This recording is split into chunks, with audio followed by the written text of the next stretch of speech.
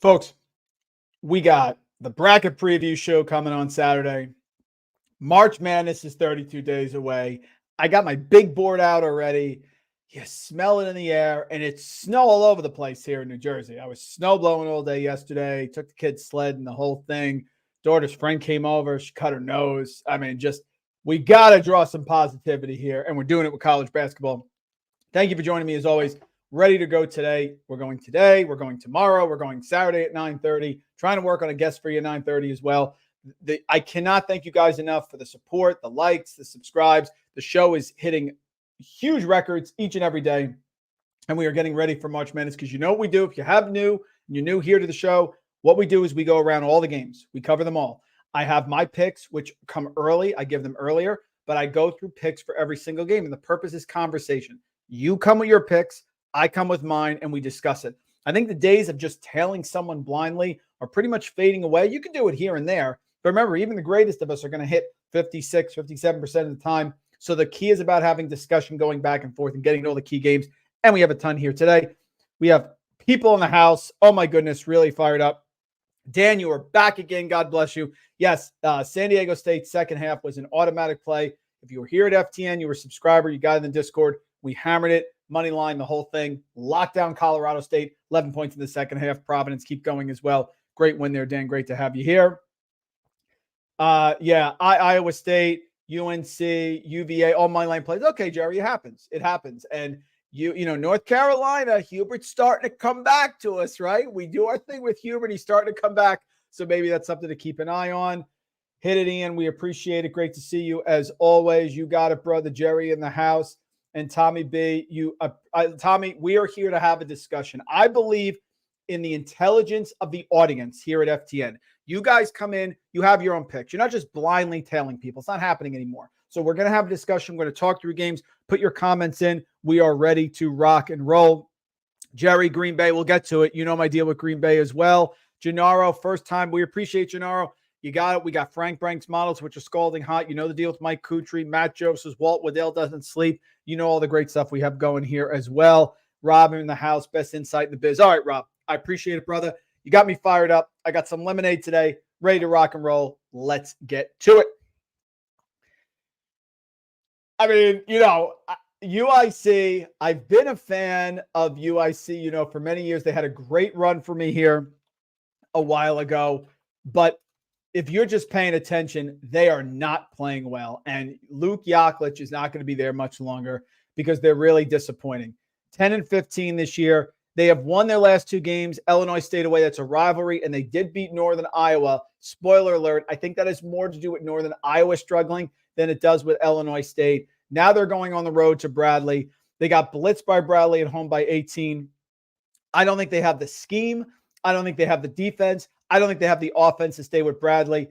You have Bradley at 17-8, 9-5, coming off of two straight losses. You know how dominant Bradley is at home. They are coming off of two straight losses, and they are playing an inferior team in Illinois, Chicago. So the first two picks we're going with tonight, Bradley -8 first half, and Bradley -14.5 full game as well. I think the Braves bounce back here. They need this. Missouri Valley, there's been some upsets. Indiana State with the bad loss after being ranked. So this is looking like a one-bid league as much as we want to get Indiana State in there as an at-large. So Bradley is in the mix. They got to get going. I think they get it right. Illinois State, just not good this year at all. I know they've won their last two games.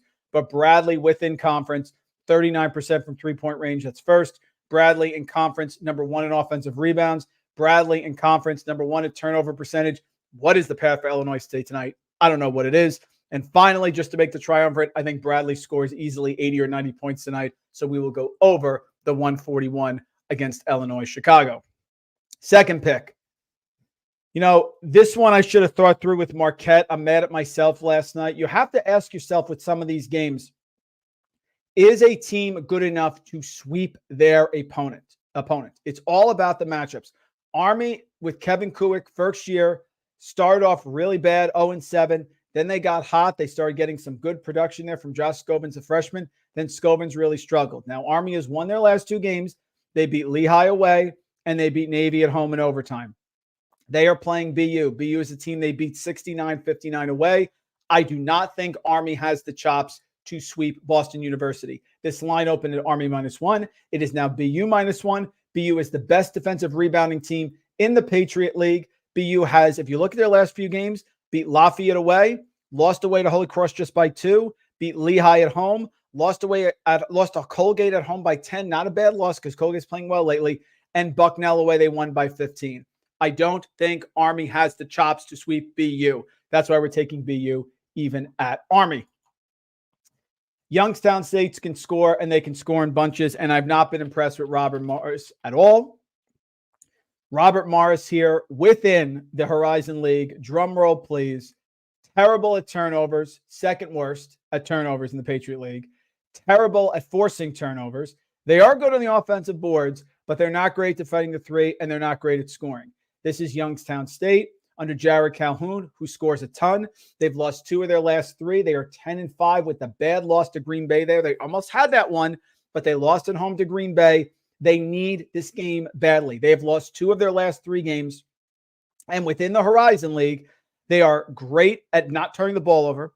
They are great at defending the interior, which is where Robert Morris has to go. They are great at shooting free throws. Youngstown State, Robert Morris, 5.5. I am taking Youngstown State in this matchup.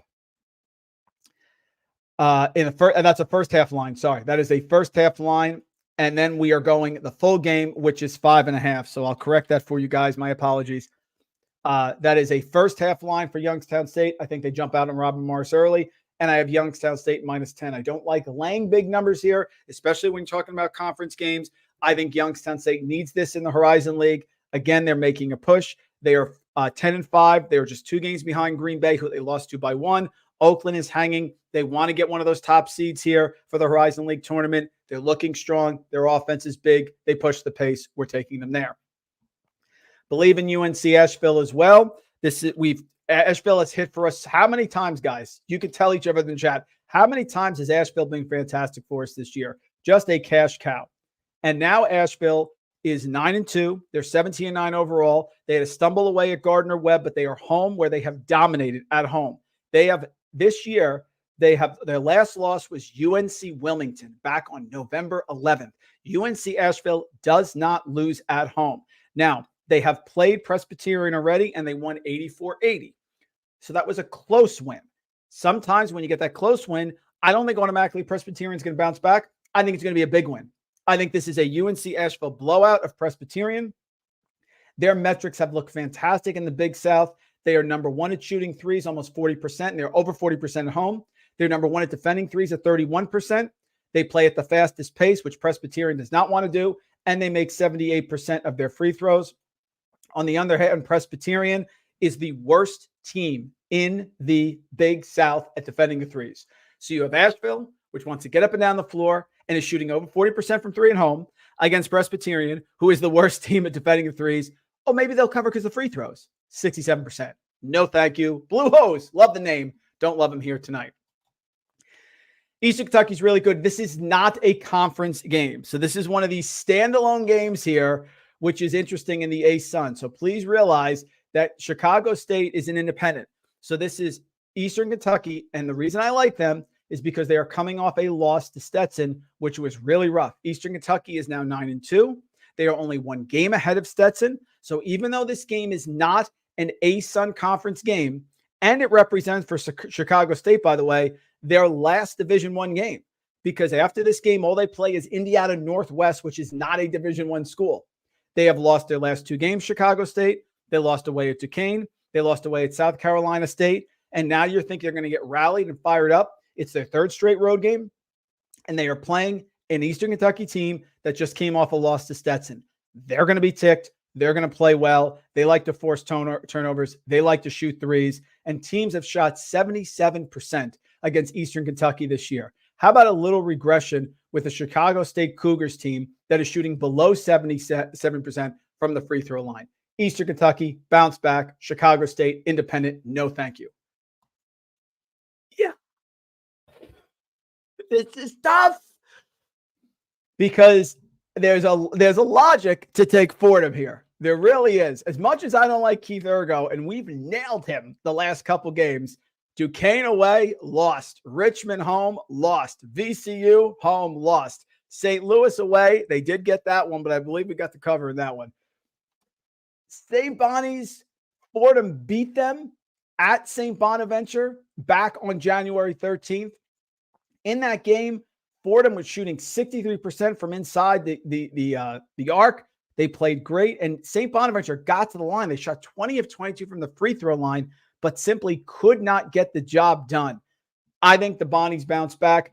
I don't think Fordham is winning this game. Could you possibly lose because of a point or two on the cover? I guess so, but the Bonnies are focused here. They have the much better coach, and Fordham has been free-falling. St. Bonaventure is going to want revenge after losing this game. They are only 5-6. On the road this year, they played very well at Dayton. They played well at Duquesne and lost. They played well at Richmond and lost. They're the better coach. They're the better team. I'm laying it. I wish it was 1. I wish it was like a pick 'em or 1. 3 is a lot. I'm still taking it. There we go. Magic 5.5. And Jerry, you talked about this on X with me last night. Magic 5.5. That is when the home team is getting 5.5. It's not 5.5 overall. It's only the home team. So now we have Gardner Webb, who we've won with and lost with. It's very up and down with Gardner Webb. But Charleston Southern is now home to Gardner Webb, getting that magic number of 5.5. Now, what can they do? Well, the Buccaneers at home are good defensively. They're good at defending the 3. They're good at defending inside the arc. They're bad on the turnovers here. So they played Gardner Webb the first time, and they won away. They won the game away 86-74 against Gardner Webb. So you're going to get an angry Gardner Webb here tonight. So I wouldn't make this a huge one. I'd probably make this a half unit, but I will take Charleston Southern plus the magic 5.5 at home here to keep it close. Could be a bounce back spot for Gardner Webb, but unless I think the team on the road is a dominant team, just a team that can really steamroll you, I'm going to take the 5.5 with the home dog, especially late in the year. Purdue Fort Wayne, I have seen several times, and I am not impressed. Not impressed at all. They've had some really rough losses. Oakland, Greg Campy's been there for like 40 years. Does a great job. They're 11-4, 16-10. In fact, they are 10-2 over the last 12 games. They won in overtime against Northern Kentucky. They won in 2 overtimes away at Milwaukee and got us the cover, which was great. They are just a difficult team to put away, and they are really well coached. Now they're playing Purdue Fort Wayne, who Oakland lost to in the second game of the year at home to Purdue Fort Wayne. They're on the road. This is the bounce back spot. It's the better team fundamentally. It's the better team across the board with the better coach, with the motivation. I like this Oakland team a lot. They are always dangerous at the end of the year because they get better. And Purdue Fort Wayne, terrible on the boards, terrible on defense. They do force a lot of turnovers, but Oakland isn't going to give you a lot of turnovers. Like Oakland a lot in this spot. One of my favorite plays tonight, +1. Is Clemson good? I think Clemson may actually be good, and I'm starting to warm to Clemson making a run in the NCAA tournament. Clemson, if you look at their last few games, they are 2 possessions away. In fact, you want to say 3 possessions. They lost in double overtime at home to Georgia Tech, bad loss, but it's an overtime game, so 1 possession could go either way. They beat Boston College at home. They lost Georgia Tech in 2 overtimes. They beat Florida State. They lost away at Duke by 1, in which you guys know that was a very shaky foul call. They could have won, so that's a 1-possession game. They beat Louisville at home. They lose at home to Virginia by 1. Again, that's a 1-possession game. Then they beat North Carolina away. Then they pound Syracuse, comfortable cover by 9. Now they're playing Miami, a team that beat them 95-82 back on Wednesday, January 3rd. And as much as we got to the window with Miami against North Carolina, it was a little iffy. Miami is just not the same team. Yes, they're very talented, but I've given them plenty of time. It's not working. I don't expect Keyshawn George, the dynamic freshman, to play also, so they should be shorthanded. Clemson is really solid. They're playing so well. Clemson is not shooting threes really well within conference, but they shot threes really well outside of conference. So I think the positive regression is starting to come back a little bit. Great on the boards, great inside, PJ Hull, and they make their free throws. So I think Clemson is ready to roll tonight. I think they comfortably beat Miami and get their revenge. I like this Clemson team. I'm going to be very focused on them when we get to the tournament. Green Bay -3.5. Jerry, you brought this one up before. Green Bay ready to roll. Sundance Wicks is one of the great. Lamont Paris from South Carolina is going to get Coach of the Year. Sundance Wicks has been fantastic. They are great at shooting threes. They're great at twos. They're great at defending the three-pointer, and they make their free throws. Now they're playing a Northern Kentucky team that blitzed them 74-52 away. They were in the midst of really playing super well. They beat Cleveland State, Wright State. Then they struggled in that game. Here we go. Oakland home win. Detroit Mercy, no problem. Ooey Pooey, no problem. Robert Morris away, win. Youngstown State, big comeback and win. They're not overlooking this game. They want revenge against Northern Kentucky. It's only 3.5. Ask yourself, why is the Northern Kentucky team, which is really strong, one of the best teams here in the horizon every year, they won by 22. Why are they underdogs by 3? Because I think Green Bay's ready to roll. They didn't stumble against Youngstown State, and I think they get their revenge tonight.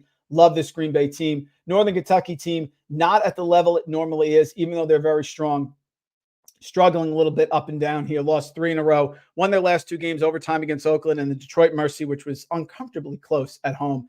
I'll take Green Bay minus 3.5. Loyola Maryland is catastrophically bad. They're just terrible. Lafayette can score, especially at home in the Patriot League. They're 9-3. If you look in the Patriot League here, you have Colgate at 11-1. Lafayette's right behind them at 9-3. Lafayette, as much as they were rough here, they were 1-12. Lafayette in the non-conference.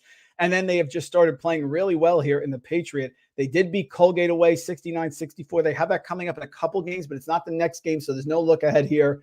They're playing Loyola Maryland. They did beat them away, but they beat them away by 26 points. So I think they're covering the spread here at home against Loyola Maryland. This is a loser leaves town match. Xavier and Seton Hall are both completely on the bubble. Seton Hall has the better profile because they have the bigger wins. But I think Seton Hall right here gets right with a fantastic coaching job with Shaheen Holloway. Xavier can score, but they can't defend. These two teams played away. Seton Hall lost 74-54 away back on Saturday, December 23rd. Then they got hot. Kadari Richmond has been out, which has been the problem for them. But now they're starting to get warm again. Bad loss to Villanova, 80-54. But I think they get right. This is a loser leaves town match. They have to have this win. This line open at 1. It's up to 2.5. I don't trust Xavier on the road here. They beat DePaul on the road, but they lost to Creighton. They gave up 99 to Connecticut on the road. They beat Providence, but that wasn't Providence adjusting without Hopkins. They lost away to Villanova. They lost away to St. John's by 15.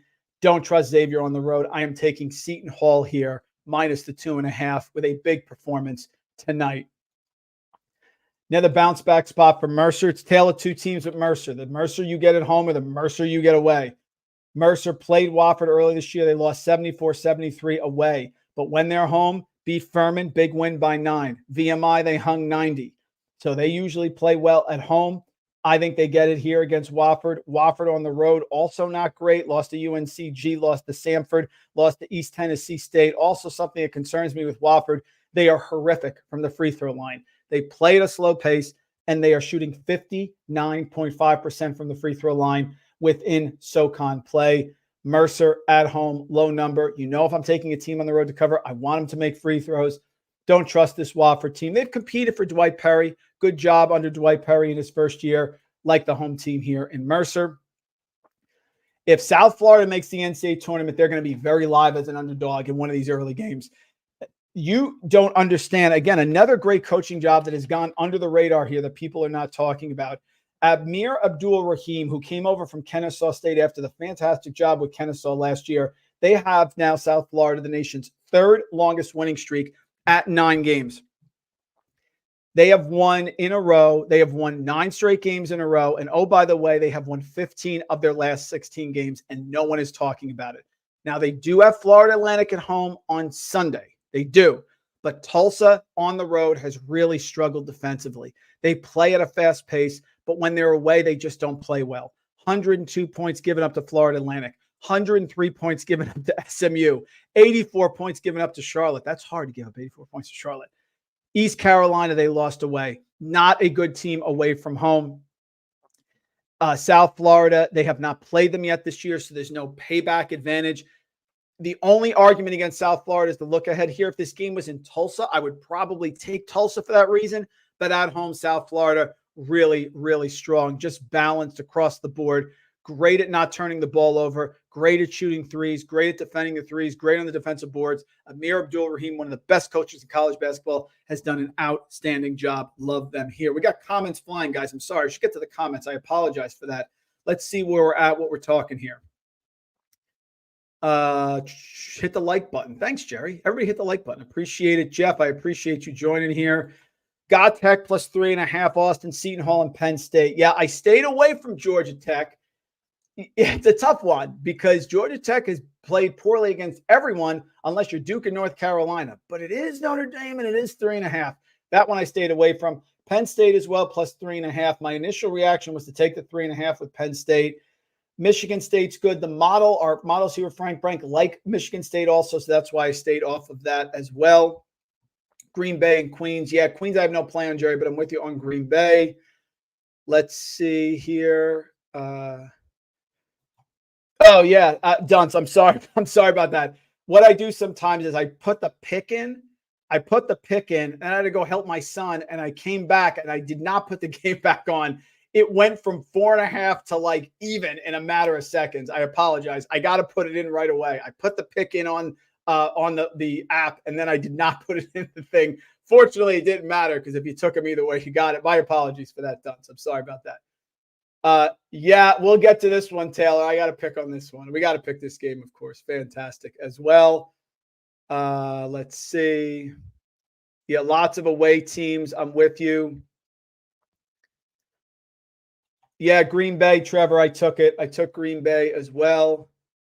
The number's a lot, Jerry, with UNC Ash. I get it, but I stay with my teams. It goes back to the Drake 16 straight covers last year or a couple of years ago. I'm riding them. We like UNC Asheville. They've been good for us. I'm not getting off the number for any reason whatsoever.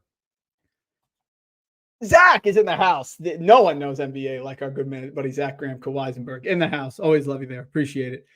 And yeah, Ian, you may be getting buy low vibes. It's going on too long for me. It's going on too long, and they need George. Kaishan George being out is a big difference. He's great on defense. He's great with length. He disrupts things. They're just trying to outscore you. And you saw against North Carolina, if Amir gets in foul trouble, they have no depth. So I'm kind of off of Miami. I hung around for a while, but I can't do it anymore. All right, let's get back to the picks. Moving on here.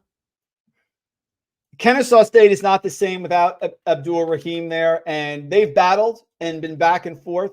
Now they're playing a Jacksonville team that they beat away 83-79.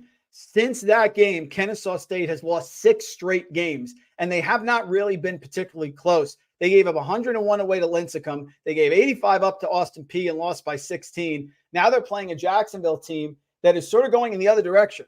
They've won 3 of their last 4. They competed well away at Lincecum. They're playing games close, and they're competing close. Jacksonville here, even though they're going away to Kennesaw State, they lost to Kennesaw State already. I don't trust Kennesaw State coming here with the new coach, even though they're home. 5.5. No, it's not home, Jerry. It's away, but I'm still taking the 5.5. There we go. Not a Milwaukee guy, and this could be a blind spot for me. Tell me in the chat. I don't like Milwaukee. Cleveland State can be very up and down, but they're super athletic, and they cause a lot of turnovers. They played this Milwaukee. Let's see, have they played Milwaukee? Yeah, they played Milwaukee away, and they lost 88-80. So we have a Milwaukee team that I don't like. I don't like particularly their defense. I don't like their offense. They don't make a ton of free throws. They're not forcing a lot of turnovers. They kind of give it away a lot, and you're playing a Cleveland State team that has motivation. Just 7-7 here with Milwaukee. They lost to Youngstown State. They lost to Bobby Morris. So that has worked well for us here. I don't like Milwaukee. I haven't been a fan. I get it. BJ Freeman can wreck the game. I don't care. Cleveland State minus 3.5. Initially, this was a line. And we talk about these lines. And this is from my guy, Dan Peralt up in UMass. We talk about these lines that don't make sense. My initial read on this one is, why is UMass only getting 3.5 at Richmond? Richmond has been by far the class of the A-10 the entire year. They've played really well, especially at home. Richmond this year has yet to lose a home game. They're 1, 2, 3, 4, 5, 6, 7, 8, 9, 10, 11. They're 12-0. They came back and blitzed LaSalle. They have G-Dub in Rhode Island coming up, so it's no look-ahead game. They are 9-1 here in the A-10 under Chris Mooney. They have Dayton at 10-2, breathing down their necks, so they can't mess this one up. So I'm like, why is it 3.5? I took a look at it a little more. I don't care. I'm laying the points here. I think it's going the other direction too right now. It's crept up to 4. As much as I love Frank Martin, and he's kept his team very competitive. Last year, he didn't have a team that was his guys. These are his guys. I still think on the road they struggle. We got to the window against St. Bonaventure. That was a great cover. I think it was 4.5. UMass played about as perfect a game at St. Bonaventure as humanly possible, and they still gagged it at the end, which has been their MO here on the road. They've struggled. Loyola Chicago, they had the win. They gagged it. 89 points away to Rhode Island. They played well against Dayton. I get it, but they still lost by 4. I'm going with Richmond here. Richmond has been incredible. They've played so well. And Jordan King, UMass will have no answer here for Jordan King. So I'm laying the points there as well. You're going to shoot me for going back to Colgate because Colgate has burned us over and over again. But Colgate is just so much better than Holy Cross, and they're home. I have to take them again. And if you burn me again, forget it. I am taking Colgate in this matchup. It's 18. It's an awful lot. If you don't like it, take it on the first half line if you want to go there. This team is just solid. They have not played Holy Cross yet, so Holy Cross is yet to see them. Colgate is finally starting to round into form, even though they have not been great against the spread. They have won 11 of their last 12. They have won 9 straight games. Their last home games, they beat Navy at home by 24. They beat Army at home by 19. They're starting to click and starting to roll, and they're starting to shoot the 3 very well, which is what they have to do. They're almost up to 40% here in Patriot League play. It's a lot of points. I hate laying this many points because you can get killed by a backdoor cover, but we will do it again. Like Lucy and Charlie Brown with the football, we're laying the points with Colgate. Here it is, folks. How on earth are we not taking this game? An 0-26 Detroit Mercy team is laying 5.5 points. We are going to lay 5.5 points with a winless team because why the heck are they favored by 5.5? That's it. You want to look for metrics. I can't give you many. Sometimes it's just a gut feel. Make it a half unit if you're not comfortable. We are laying the 5.5 with Detroit because we have to pick this game because we are degenerates and this is what we do. Don't like Chattanooga. Don't like the variance. I don't like teams like Creighton, Alabama, and Chattanooga that rely on the three-pointer to generate their points. And that's what Chattanooga does. Now, Chattanooga has been very hot, so you may be very fearful of this game. They have won 7 of their last 8. They won their last 2. They beat VMI away, hung 88. They beat UNC, and they hung 89 as well. They are playing an East Tennessee State team. Now they are home. They played East Tennessee State away, and they won by 7. They also have Furman coming up, which I think is a look-ahead spot for Chattanooga. Chattanooga in the SoCon is 9-3. They are 2 games behind Sanford, so they can't look past this game. But I like East Tennessee State getting these points. East Tennessee State is going to muck it up. They're going to hit the boards. They're going to have to defend, and they're going to have to do some scoring. But I just don't trust Chattanooga. It's been very profitable with us. I'm fading teams that rely on the three-pointer. Alabama gets hot. Creighton gets hot. Chattanooga gets hot. They can win by 30. I'm going to take a chance the other way. I'm taking the points with East Tennessee State as well. Don't like Belmont. Do like Xavier Johnson. Caution in this game, though, of course, sort of going against our rule here. Belmont has played Southern Illinois, and they lost 73-63 away. I'm just not impressed with Belmont. They shot the lights out against Valparaiso. That's why we got that one wrong. They were scalding hot. This year, Belmont is back up to 37%, but they were lower, and then they just got scalding hot. They shot here 12 of 21. That's 57% from three-point range. If they can do that against Southern Illinois, good afternoon, good night is what's going to happen tonight. But Southern Illinois, on the other hand, is the number 1 three-point defensive team in the Missouri Valley. They are top 13 overall in the nation, and they are number 1. So I'm banking on Xavier Johnson. I'm banking on these Salukis here with their three-point defense to sort of limit Belmont. I'm taking the 3.5 there. Northern Iowa is going the wrong way. I love big-time coaches, so you know that I have liked Northern Iowa, and we've lost with them a couple times. They've always been competitive, and then they have struggled at the end. Ben Jacobson does a great job, but just take a look at the results with Northern Iowa. Drake away, lost it in cover. Bradley away, lost big. Murray State, home, lost 71-43. Home to Missouri State, was down, came back and got the win. And then the brutal loss to Illinois Chicago, who is not good. Valpo plus 7.5. I know you're scared off because we got blown out with that one on Saturday. Going back to it again, I just don't like Northern Iowa here. Valpo had a lot of young guys. They got buried because they ended up really struggling in that game, in their last game, because Belmont was just scalding hot from three-point range. Yes, they've lost 6 in a row, but I like them here against Northern Iowa because I don't trust Northern Iowa. They played a slow pace, Northern Iowa, the Panthers do. So, again, points are going to be at a premium. Hate Loyola Chicago, but they stuck it to us all year long. I am taking St. Joe's plus 3.5 against Loyola Chicago. St. Joe's I saw against UMass. They have players who can shoot threes. They can get out. They can guard you. Turnovers. Loyola Chicago is playing above their head. Give credit to Drew Valentine. They've played really well. At some point, they're coming regression, and I'm not giving up. I don't think Drew Valentine is going to be able to keep this going with this team. Yes, they've been fantastic, and they've won 7 of 8. Yes, they've won their last 4 games. They play St. Joe's away, and they won by 3. They're not sweeping St. Joe's. I'm taking St. Joe's here, plus the 3.5. Auburn is in an absolute slam spot tonight. They need this game at home. They're super tough, one of the best home court advantages in all of college basketball, and they're coming off a bad loss to Florida. The problem is, folks, South Carolina is legit. They have won at Tennessee. They have played tough teams on the road. They grind it. They slow you down. They're great on the boards. And if he ever gets anything from Michi Johnson, South Carolina is going to be legit. I am taking South Carolina and the Gamecocks here. You know, Auburn has Kentucky coming up, which is always a look ahead.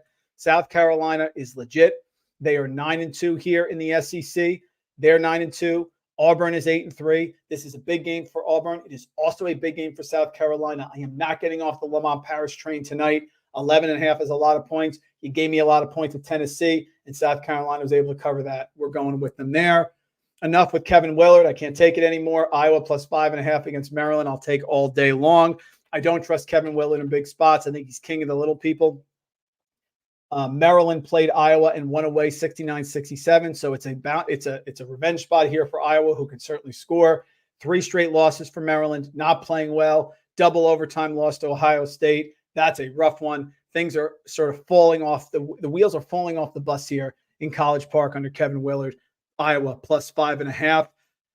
Western Carolina struggles to shoot threes. I get it. I just think it's too many points against Samford. Samford is fantastic, but Samford beat Western Carolina. Remember, I took them in that game, and in that matchup that was the game. Yeah, Achor had 35 points. So Western Carolina loses by 4 at home because Achor, who has 17 total three-pointers the last 2 years, goes 5-9 from three-point range and has 35 points. Bounce back spot, Western Kentucky. Vontarius Wilbright, still tough. 3-guard attack here. Like Western Carolina in this game, I'm taking them against Samford. Western Carolina plus 7.5 at Samford. This is a hold your nose spot. Tennessee on the road. Anyone on the road is tough. Yes, it's Arkansas, who has not been great this year, but Arkansas has been playing better as of late. They beat Missouri away. LSU away was rough, but they beat Georgia at home. Just seems like a lot of points for Tennessee. Like the Volunteers. Feels like the Georgia game where they're going to win but not cover. Something like that. Not one of my top plays taking it there. I don't want to lay 30 points or whatever the heck this is, but I think UConn jumps on DePaul early. You're worried about a backdoor cover, that's fine, especially when you look at the schedule coming up for UConn. UConn, after this game, has a massive matchup with Marquette, so they're 12-1. I don't want to lay 23, 24 points, whatever the heck it is, but I do think UConn jumps out early because I think Danny Hurley doesn't mess around. This team is just too talented. DePaul is free-falling. You want to go for the full line, that's fine. It just worries me about a backdoor cover because I think he could rest some players here getting ready. He's got Marquette, Creighton, Villanova, Seton Hall, Marquette again, and then Providence away. That's a tough end of the year schedule, so I'm worried about the backdoor cover here, but I'll take them on the first half. And finally, Wyoming plus 8, rivalry game here against Utah State. Utah State, really good team, but isn't going to really necessarily blow anyone out. Now they're on the road. Wyoming always keeps these games tough. At home, they had the huge comeback against Colorado State. They struggled against New Mexico, but Utah State is not the same type of team as New Mexico. It's going to run up and down the floor. I'll take the 8 points here with Wyoming. Guys, ran late because there's a lot of plays today. I'll get back to the comments, and then we will get out of here. Yeah, Trevor just told you about that. Yeah, Cleveland State has been cold lately, but I still like them in this spot. And they're home, and it's only a couple points, and they can get really, really going. And I like the revenge spot at home. And Trevor, I just don't think Milwaukee is good. I don't like Milwaukee as well. Let's see. Yeah, revenge spot here. Appreciate that. Trevor, stay with Maryland. They're king of the little people. Maybe they beat Iowa tonight, but I just hate Kevin Willard. You know that going back to Iona days when I used to live in New Rochelle. We used to go to the games at Iona. I'm just not a Kevin Willard guy here as well. You want to go team total, Ian? I have no problem with that as well. You can stay away, Dan. The A10 is tough. I get it because, Dan, the line when it first came out was UMass because you're like, why is it only 3.5 points? Richmond is dominant. But the line is creeping the other way. Sometimes late movement on lines is good movement. Not always true. In this case, I'm going to go with it. I'm grabbing it as the show started, starting getting up to 4.5, and we went with it there. Guys, as always, I can't thank you so much for watching the show. We will be back again tomorrow on Thursday, Valentine's Day. Take care of your significant other there, wife, whatever you got. Take care of him. I took care of mine. Got some flowers. Got to do that. Spend some time, cook some dinner for him tonight, and we get back to college basketball. And maybe we get some money here to work with tomorrow. As always, tomorrow, Saturday, 9:30.